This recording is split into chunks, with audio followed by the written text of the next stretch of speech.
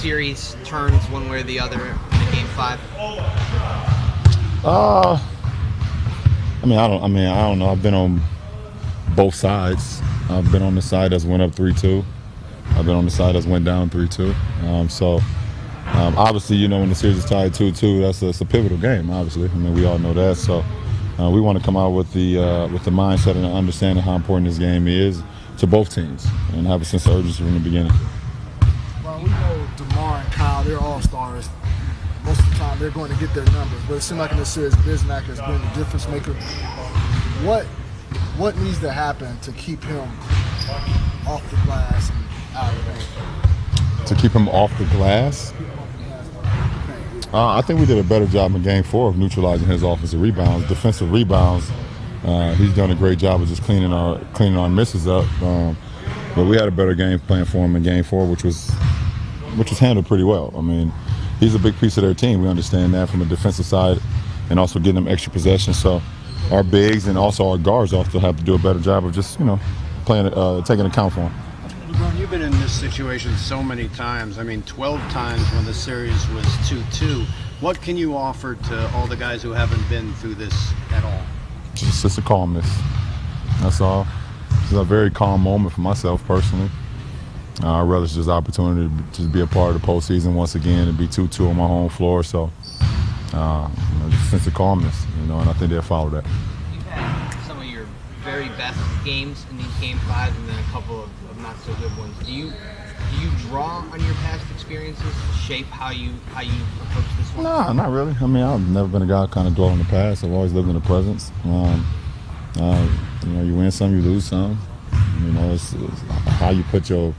If I give them all, then I'm always satisfied with the way I play the game. So, I look forward to the opportunity, to be a part of it once again. It's a Game 5 in Eastern Conference Finals.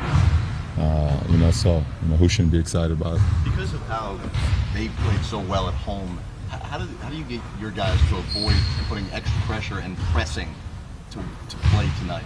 Well, I think we just need to play our game. We need to be a little bit more urgent defensively to start the game.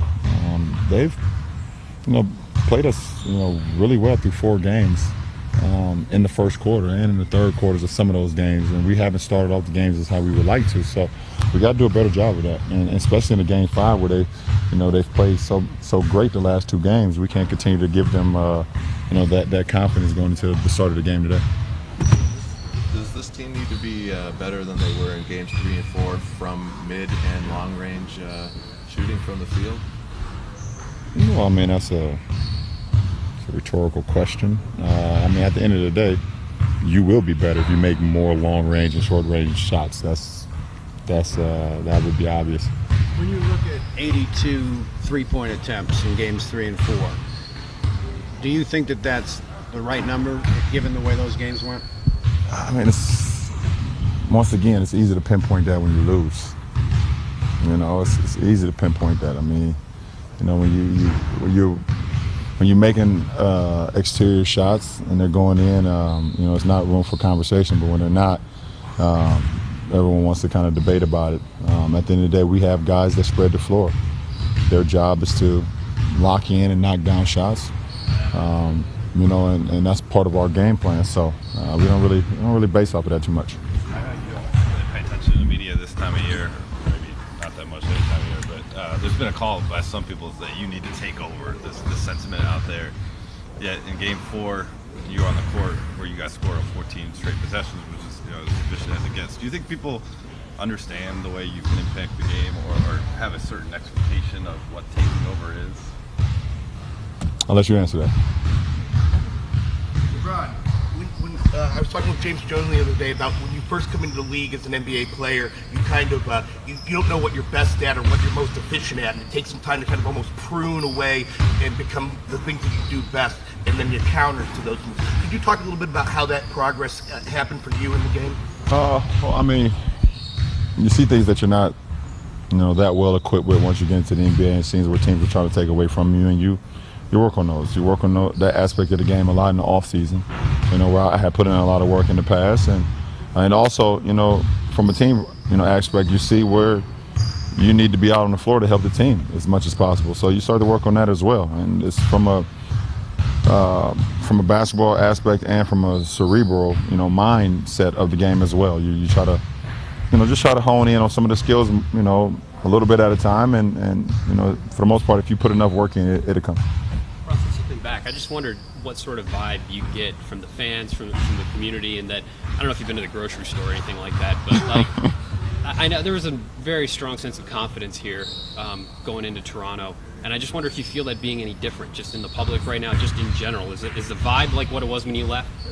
I'm the wrong guy to ask that. I don't spend much time in the public. I go here, I go home. I go home, I come here. I'm not the guy to ask. You have a song going through your head? See you pumping and snapping. You have a song running through your mind right now? No. I talked yesterday about the importance of pace and how he felt like you guys had it in the first 2 games and Toronto had it in the second 2 games. What can you do, or what needs to happen tonight to make sure that swings back in your favor? We know that when we play with pace and we've run and we've got fast break points, we've been a very good team. So it's a huge ingredient to our team, and we have to implement that in Game 5. Is that a mentality thing, or how can you explain It's a mentality, it's a conscience, it's a little bit of everything. You have to just continue with it, no matter if it's going good, no matter if it's going bad, you got to continue with the pace.